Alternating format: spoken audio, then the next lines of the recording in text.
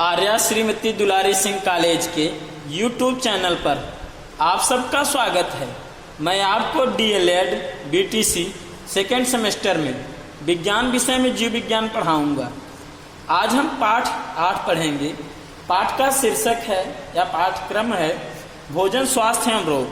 तो इस पाठ में हम आपको जो है कुछ संक्रामक रोगों के बारे में बता रहे हैं। तो पिछले वीडियो में हम आपको कुकर खांसी, डिप्थीरिया और इन्फ्लुएंजा के बारे में बताए थे। तो आज हम आपको तपेदिक और हैजा के बारे में बताएंगे।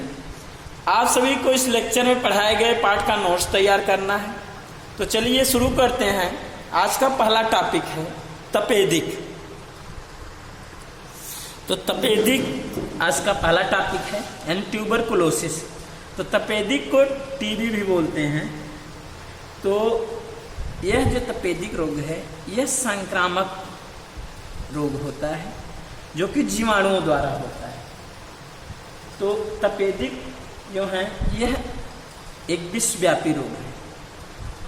तो विश्वव्यापी रोग है तो विकसित देश जो हैं इनमें तो इनका जो प्रकोप है कुछ शताब्दियों से तो कम हुआ है, लेकिन विकासशील देशों में यह आज भी समस्या बना हुआ है। तो यह जो तपेदिक रोग है फेफड़ों को प्रभावित करता है, यानी कहने में फेफड़ों का रोग है। तो फेफड़ों के अतिरिक्त आंतों, गुर्दों, अस्थियों, लसिका ग्रंथियों और मस्तिष्क आवरण आज को प्रभावित करता है। यानी अब आपको मिला कि जो तपेदिक रोग है, जो टीबी रोग है, ट्यूबरकुलोसिस, फेफड़ों को प्रभावित करता है। अगर फेफड़ों को प्रभावित कर रहा है तो इसको फुफ्फुसी तपेदिक रोग कहते हैं। और तपेदिक को क्षय रोग भी कहते हैं, क्योंकि इसमें शरीर जो होते हैं धीरे धीरे दुर्बल हो जाते हैं, यानी शरीर जो होते हैं का वजन घट जाता है। तो इसको आप फुफ्फुसी क्षय रोग भी कहते हैं। अगर फेफड़े को छोड़ करके या फेफड़े के अतिरिक्त जैसे आंतों, गुर्दों, अस्थियों, लसिका ग्रंथियों और मस्तिष्क आवरण को प्रभावित करता है तो उसको अफुफ्फुसी क्षय रोग कहते हैं। यानी यह तपेदिक रोग जो होते हैं दो प्रकार के हुए। तो बच्चे से लेकर वयस्क तक सभी इस रोग से प्रभावित हो जाते हैं। तपेदिक यानी ट्यूबरकुलोसिस रोग जो होते हैं संक्रामक रोग जीवाणु द्वारा होने वाला होता है। फेफड़े को भी प्रभावित करता है। फेफड़े के अतिरिक्त आंतों, गुर्दों, अस्थियों, लसिका ग्रंथियों और मस्तिष्क के आवरण को भी प्रभावित करता है, जिससे बच्चे से लेकर वयस्क तक सभी इस रोग से प्रभावित होते हैं। अब बात करते हैं इसके रोगजनक कारक की। यानी तपेदिक रोग में जो जीवाणु होता है, यानी जो सूक्ष्म जीव होते हैं, तपेदिक रोग को फैलाने वाले जो जीव होते हैं, सूक्ष्म जीव, वो कौन से होते हैं, यानी किसके कारण यह रोग होते हैं। तो चूंकि रोगजनक जो होते हैं वो विषैला पदार्थ उत्पन्न करके शरीर के अंदर रोग उत्पन्न करते हैं। तो एक जीवाणु है माइकोबैक्टीरियम ट्यूबरकिल बैसिलस। तो यह रोग जो है माइकोबैक्टीरियम ट्यूबरकिल बैसिलस नामक जीवाणु के संक्रमण से होता है। अब रोग का प्रसार बात करते हैं, यानी रोग का प्रसार रोगी व्यक्ति से स्वस्थ व्यक्तियों में कैसे होता है। तो इस रोग के जीवाणु जो होते हैं रोगी के बलगम में पाए जाते हैं। तो जब बलगम में पाए जा रहे हैं तो खांसने और छींकने से थूक के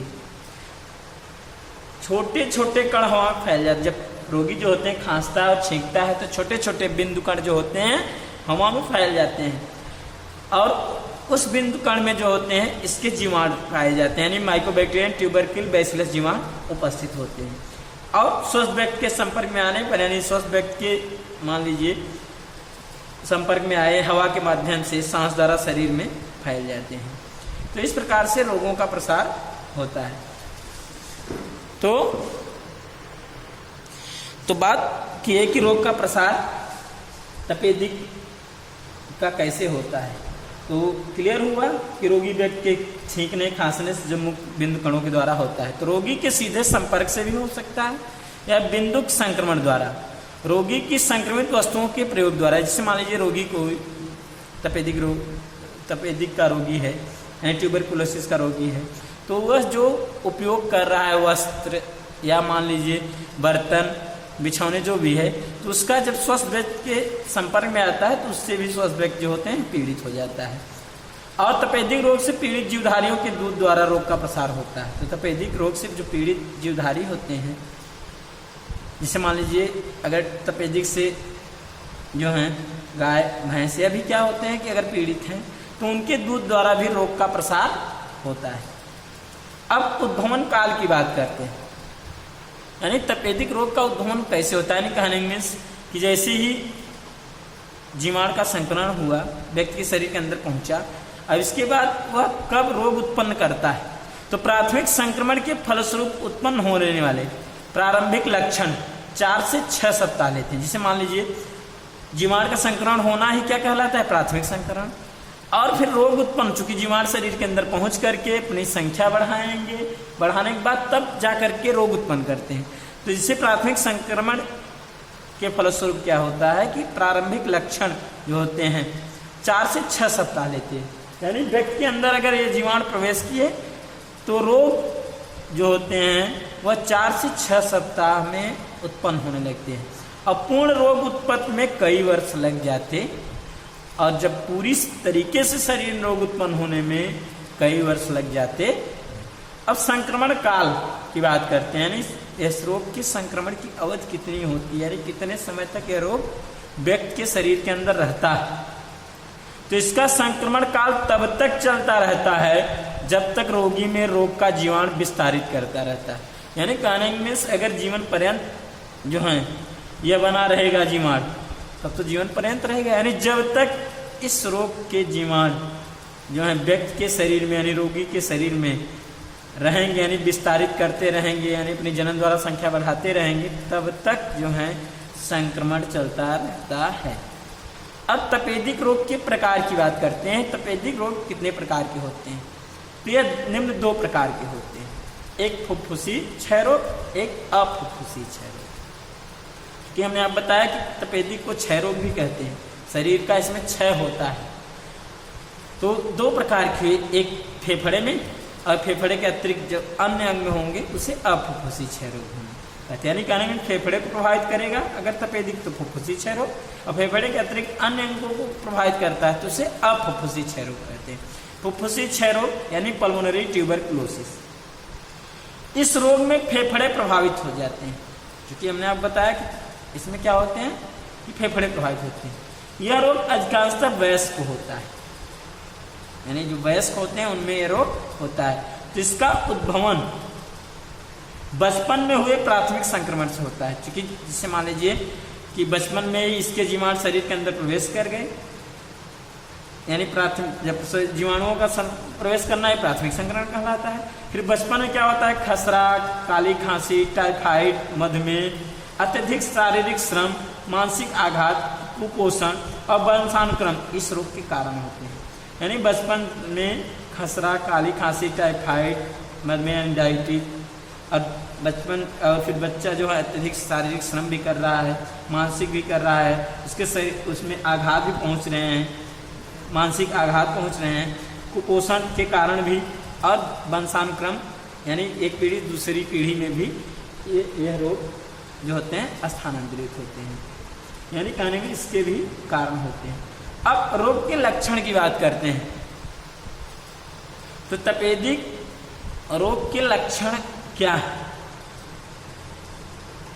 तो प्रारंभ में अत्यधिक थकान और सामान्य कमजोरी का अनुभव होता है। इस रोग में होता क्या है कि प्रारंभ में रोगी को अत्यधिक थकान महसूस होती है और कमजोरी का अनुभव भी होता है। धीरे धीरे भूख में कमी आती है और फिर भार में कमी हो जाती है, यानी शरीर का क्षय होने लगता है। यानी अत्यधिक थकान होती है, कमजोरी अनुभव होता है, फिर भूख में कमी आती है और भार में भी कमी आ जाती है। शाम के समय तापमान बढ़ जाता है, यानी इस रोग से जो पीड़ित व्यक्ति होते हैं उनमें शाम के समय क्या होती है, तापमान बढ़ जाती है, और जो नाड़ी की गति होती है वह भी तेज रहती है, यानी जो पल्स रेट होता है वह भी जो होते हैं वह तीव्र गति से होती है। तो आगे है, तो इसमें आप बताया कि शाम के समय जो होते हैं तापमान बढ़ जाता है, फिर इसके बाद नाड़ी की गति भी क्या होती है, तेज हो जाती है। फिर क्या होता है कि धीरे धीरे थूक वाली खांसी आती है। जो रोगी होता है इसके बाद क्या होती है, थूक वाली खांसी उसमें प्रारंभ होती है। और छाती में भी दर्द रहता है। जब छाती में दर्द होता है तो सांस लेने में भी दर्द होता है। फिर रोग की जब तीव्र अवस्था पर क्या होता है कि खांसी के साथ रक्त भी आने लगता है। जब व्यक्ति में रोग अत्यधिक तीव्र हो जाता है, यानी उग्र अवस्था में आ जाती है, तो खांसी के साथ साथ भी रक्त आने लगता है और शरीर का भार जो है निरंतर कम होता जाता है, यानी शरीर की क्षय होती जाती है। श्वास गति तेज हो जाती है और चलने फिरने में भी सांस फूल जाती। यह सब जो होते हैं रोग के लक्षण होते हैं, तपेदिक यानी टीबी के लक्षण होते हैं। अब इस रोग से बचाव के लिए करते क्या है? तपेदिक रोग से बचाव के लिए पहली बात है बचपन में ही शिशु को बीसीजी का टीका लगवाना चाहिए। क्योंकि पहला टीका जो होते है शिशु को बीसीजी का टीका लगता है, तो बचपन में ही क्या होना चाहिए कि शिशु को बीसीजी का टीका यानी बैसिलस कालमेटी ग्यूरिन का टीका होता है, उसको लगवाना चाहिए। दूसरी बात, रोग के लक्षण होते ही तुरंत चिकित्सक से परामर्श लेकर नियमित दवा का सेवन करना चाहिए। अगर मान लीजिए व्यक्ति के अंदर या बच्चे के अंदर रोग के लक्षण प्रदर्शित हो रहे हैं तो तुरंत ही चिकित्सक से परामर्श लेकर नियमित दवा का सेवन करना चाहिए। रोगी को स्वच्छ, हवादार और प्रकाश युक्त स्थान पर रखना चाहिए। रोगी को क्या करना चाहिए कि स्वच्छ यानी साफ, हवादार और प्रकाश युक्त स्थान पर रखना चाहिए। रोगी को अधिक प्रोटीन युक्त और कम चिकनाई वाला भोजन देना चाहिए। तो इससे भी रोगी को क्या होता है कि इसका भी बेनिफिट होता है, क्योंकि रोगी को अधिक प्रोटीन युक्त और कम चिकनाई वाला भोजन देने से उसमें जो है डायबिटीज वगैरह की भी संभावना नहीं बढ़ेगी। तो ऐसा करना चाहिए कि उनको प्रोटीन युक्त, अधिक प्रोटीन युक्त और कम चिकनाई वाला भोजन देना चाहिए। रोगी के बलगम आदि को जलाकर नष्ट कर देना चाहिए, क्योंकि आपको हमने पहले ही बता दिया कि बलगम में ही इसके जीवाणु उपस्थित होते हैं। तो इस रोगी के बलगम को क्या करना चाहिए, जला करके नष्ट कर देना चाहिए। और रोगी को खांसते और बोलते समय रुमाल का प्रयोग करना चाहिए। क्यों? क्योंकि आपको बताएं कि इसके बिंदु कण द्वारा ही, सूक्ष्म बिंदु कण के द्वारा ही रोग का प्रसार होता है। तो खांसते और बोलते समय क्या करना चाहिए कि रुमाल का प्रयोग करना चाहिए। रोगी के रुमाल, तौलिए आदि को प्रतिदिन 20 संक्रमित करना चाहिए। यानी जो रोगी के तौलिए हैं और रुमाल हैं, इनको प्रतिदिन क्या करना चाहिए, 20 संक्रमित कर देना चाहिए। यानी कहने में इसकी जल में उबाल करके उनको जीवाणु मुक्त कर देना चाहिए। अब बात करते हैं अफुफ्फुसी क्षय रोग की। चूंकि हमने आप बताया फुफ्फुसी क्षय रोग जो होते हैं यह फेफड़े को प्रभावित करते हैं, और अफुफ्फुसी जो क्षय रोग होते हैं यह फेफड़े के अतिरिक्त अन्य अंगों को प्रभावित करते हैं। तो अन्य अंग कौन कौन से होते हैं? तो यह तपेदिक रोग अस्थि, त्वचा, आंत, लसिका ग्रंथियों, मस्तिष्क आदि में होता है। तो जो यह तपेदिक रोग होता है, यानी कहने मीन्स यह यानी जो अफुफ्फुसी क्षय रोग होता है, इसमें अस्थि, त्वचा, आंत, लसिका ग्रंथि, मस्तिष्क आदि प्रभावित होते हैं।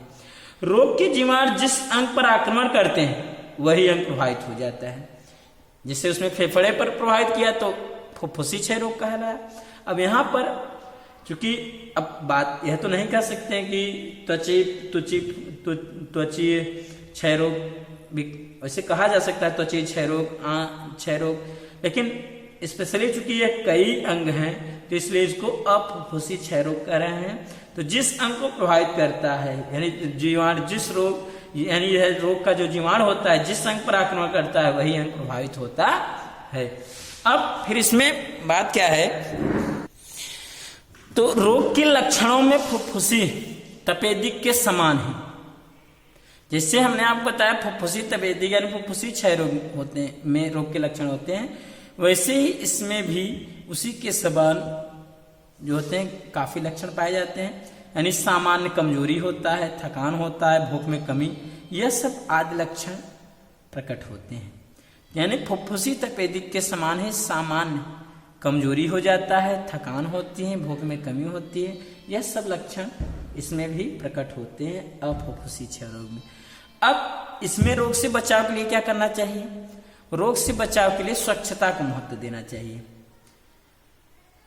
तो इस प्रकार से हमने आपको आज जो है तपेदिक के बारे में बताया। अब आगे है हैजा। हैजा यानी कालरा। तो हैजा है क्या? तो यह बहुत ही तीव्र संक्रामक बीमारी है। आपको पता होनी चाहिए कि हैजा जो रोग होती है गर्मी के मौसम में काफी अधिक फैलता है। तो यह बहुत ही तीव्र संक्रामक बीमारी है। तो गर्मी के मौसम में यह रोग अधिक फैलता है। जो गर्मियों के दिन में क्या होता है कि हैजा रोग अधिक फैलता है। समय समय पर इसका प्रसार महामारी के रूप में भी होता है। यानी महामारी के रूप में, यानी इसमें क्या होता है कि एक गांव में हुआ तो फिर गांव से दूसरे गांव तक भी हो जाता है। यानी गांव के गांव भी इस रोग में पीड़ित हो जाते हैं। तो समय समय पर इसका प्रसार महामारी के रूप में भी होता है। यह सभी आयु वर्ग के लोगों को समान रूप से प्रभावित करता है। यानी बच्चे से लेकर के वयस्क तक और बूढ़े तक सबको जो होते हैं समान रूप से यह रोग प्रभावित करता है, यानी हैजा प्रभावित करता है। अच्छा, यह रोग किसके कारण होता है, यानी इसके रोगजनक कारक कौन होते हैं, यानी किस सूक्ष्म जीव द्वारा होता है? तो हैजे का रोग जो होते हैं यह विब्रियो कोलेरी नामक जीवाणु द्वारा होता है। कोलेरी यानी कालरा।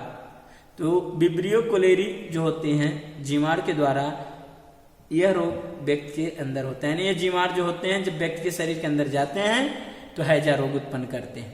अब रोग का प्रसार कैसे होता है? तो हैजे के जीवाणु रोगी के मल व वमन में पाए जाते हैं। जो रोगी के मल होते हैं और वमन, यानी जो भी रोगी ने क्या किया है, वोमाइटिंग किया है यानी उल्टी किया है, तो उसके वमन में भी पाए जाते हैं। तो नदियां, तालाबों आदि में दूषित वस्त्र धोने, नहाने, नदियों तालाबों के किनारे मल त्याग करने से यह जल में पहुंच जाता है और जल के माध्यम से शरीर में पहुंचता है। तो यानी कहने का मीन्स कि दूषित जल से भी इसका संवहन होता है, यानी इसका प्रसार होता है। तो फिर इसके बाद आगे है मक्खियां भी इस रोग का प्रसार करती हैं। तो हैजे का प्रसार जो होती हैं मक्खियां भी करती हैं। मक्खियां कैसे करती हैं? कि मक्खियां क्या करती हैं कि मल पर बैठती हैं, वमन पर बैठती हैं। रोगी के मल और वमन पर यह बैठती हैं और रोग के जीवाणुओं को जो है भोजन पर, रोग के जीवाणु चूंकि उनके शरीर से चिपक जाएंगे और जब मक्खियां भोजन पर बैठती हैं तो जीवाणु जो होते हैं भोजन में चले जाते हैं। तो जिससे अब उस भोजन को खाने वाले जो होते हैं हैजे के शिकार हो जाते हैं। अब उद्भवन काल की बात करते हैं। इसका उद्भवन काल क्या होता है? जैसे मान लीजिए इसके जीवाणु शरीर के अंदर प्रवेश किए तो कब रोग उत्पन्न होगा? तो शरीर के अंदर प्रवेश करना प्राथमिक संक्रमण कहलाता है। फिर कुछ ही घंटों से 5 दिनों तक, यानी शरीर के अंदर अगर विब्रियो कोलेरी नामक जीवाणु प्रवेश किया तो कुछ ही घंटों में भी रोग उत्पन्न हो सकते हैं या 5 दिन भी लग सकते हैं।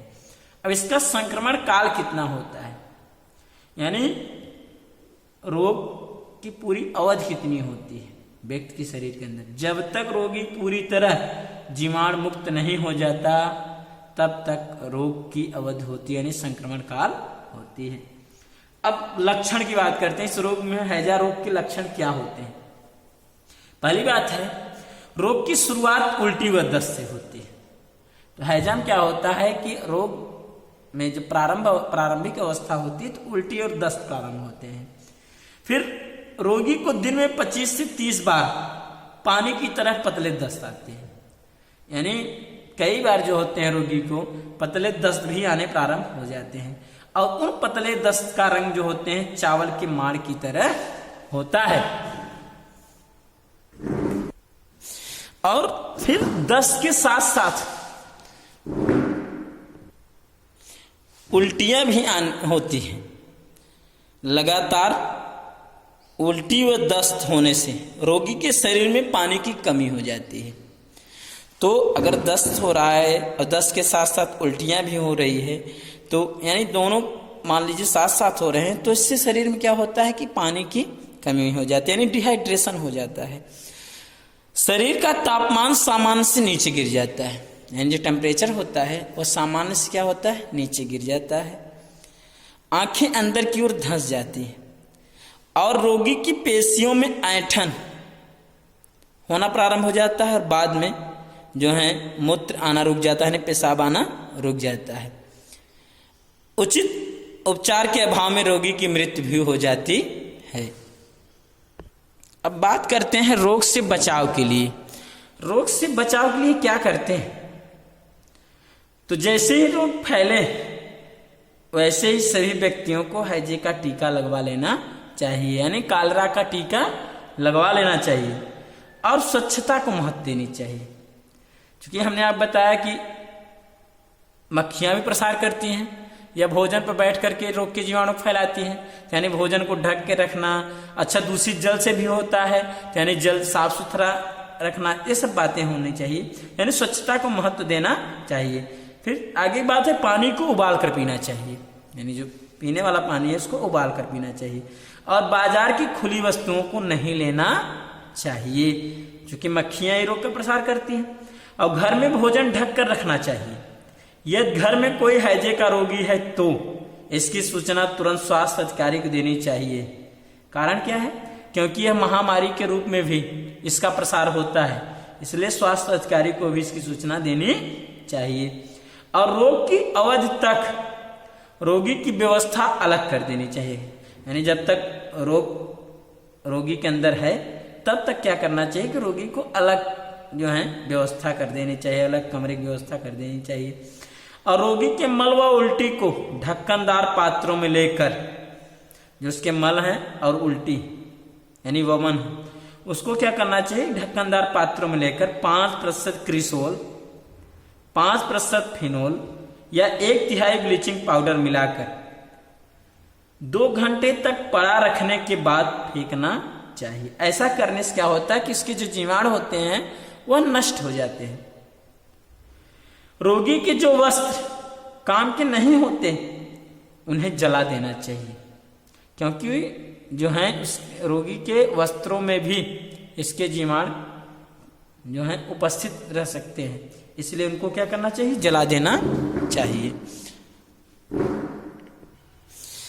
तो फिर इसके बाद क्या करना चाहिए? रोगी के मान लीजिए वस्त्रों को न जलाएं तो क्या करना चाहिए?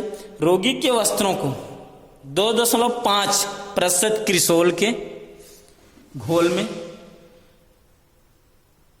आधे से 1 घंटे तक रखकर साबुन से धोकर बीज संक्रमित करना चाहिए, यानी अगर ऐसा करेंगे तो उनके जीवाणु जो होते हैं नष्ट हो जाते हैं। और खाने पीने के बर्तन, बेड पेन, थूकदान आज को 15 मिनट तक बीज संक्रमित करना चाहिए, यानी खाने में इसको क्या करना चाहिए कि गर्म पानी में इनको उबाल करके बीज संक्रमित कर देना चाहिए, या गर्म पानी से इनको थूकदान वगैरह को भी बीज संक्रमित कर देना चाहिए। अब फिर आगे की बात है, रोगी की सेवा करने वाले व्यक्ति को अपने हाथों को साबुन से धोकर 1% लाइसोल घोल में हर बार डुबोकर साफ करना चाहिए। तो जो रोगी की सेवा करने वाला व्यक्ति है उसको क्या करना चाहिए कि अपने हाथों को साबुन से धोकर फिर इसके बाद 1% लाइसोल के घोल में हर बार डुबो करके हाथ को साफ करना चाहिए। फिर रोग के ठीक होने पर बिस्तर आदि को फिनोल के घोल में 12 घंटे तक रखकर साफ करना चाहिए। ऐसा करने से जो होते हैं जीवाणु नष्ट हो जाएंगे। और रोगी के कमरे को ब्लीचिंग पाउडर के घोल या 5% फिनोल से धोकर साफ करना चाहिए। तो यह तो रोग से बचाव के लिए उपाय किया जा सकता है। अब बात करते हैं व्यक्तिगत बचाव कैसे करेंगे, यानी कहने मीन्स कि रोग से बचने के लिए हम क्या उपाय करें, स्वतः जो है क्या उपाय करें कि हैजा यानी कालरा रोग जो होते हैं वह न होने पाए। अब चूंकि अब जब महामारी चल रहा है उस दिनों की बात किया जा रहा है कि महामारी के दिनों में बचने के लिए निम्न उपाय करने चाहिए। पहली बात, तुरंत टीका लगवाना चाहिए, हैजे का टीका तुरंत लगवाना चाहिए। दूसरी बात, उबले जल का प्रयोग करना चाहिए। सफर में जाते समय अपना जल साथ ले जाना चाहिए। यदि जल न हो तो गर्म पेय लेना हितकर होता है। मान लीजिए अगर जल आपके पास नहीं है तो जहां आप पी रहे हैं तो वहां गर्म पेय पीजिए, तो वह हितकर होता है। तीसरी बात, अधिक व अनियंत्रित रूप से खाकर अपच नहीं होने देना चाहिए। यानी अगर मान लीजिए महामारी दिन चल रहा है या गर्मी है अधिक, तो ज़्यादा जो है खाना नहीं खाना चाहिए, या अधिक व अनियंत्रित रूप से खाकर अपच नहीं होने देना चाहिए, यानी उतना ही भोजन ग्रहण करना चाहिए जिससे कि वो पच सके। दूध को भी अच्छी तरह उबाल कर पीना चाहिए, क्योंकि हमने आप बताया कि पशुओं में अगर मान लीजिए तपेदिक रोग है तो उसके दूध से भी जो है स्वस्थ व्यक्तियों पहुंच सकता है। इसलिए जो दूध है, दूध को भी अच्छी तरह उबाल कर पीना चाहिए। सड़े गले फल व सब्जियां नहीं खानी चाहिए, सड़े गले फल व सब्जियां नहीं खानी चाहिए। फल व सब्जियां पोटेशियम परमैंगनेट के जल से धोकर ही काम में लाना चाहिए, क्योंकि सब्जियां वगैरह जो होती हैं उन पर भी मक्खियां बैठ जाती हैं और उससे वह संक्रमित रहती हैं।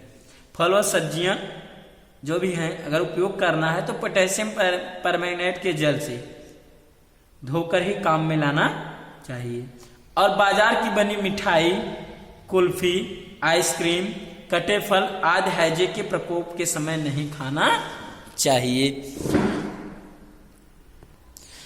तो आज हम आपको तपेदिक और हैजा के बारे में बताएं। आशा करते हैं आपको आज का यह वीडियो जो है पसंद आया होगा और आपको अच्छे से समझ में भी आ गया होगा। तो अगले वीडियो में हम आपको टाइफाइड और पेचिस के बारे में बताएंगे। तब तक के लिए धन्यवाद।